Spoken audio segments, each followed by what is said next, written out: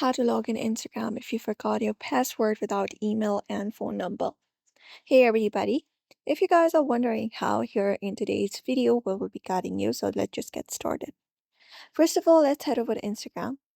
You may head over to the login page of Instagram application, and once you're right there, you need to look out for your username, email, or phone number. So if you've forgotten your password but you want to recover your Instagram without your email and phone number, what you need to do is you may just head over and look out for this forgot password option, tap on it, and once you do, here in the section you will be given an option to submit your email and phone number.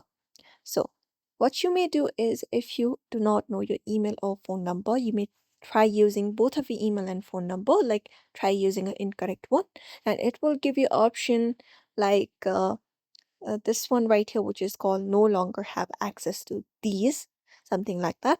You may just go ahead and look out for that option on your screen. After that, you may just go ahead and follow the prompts to submit a support request. And that way, you will be able to log in into Instagram, even if you have forgotten your password, without even using your email and your phone number. And that's it. So that is it for today's video. You may follow up these methods and see if that works. And if this video was helpful, don't forget to give it a like and subscribe for more tips and tutorials. And we will be seeing you in another video.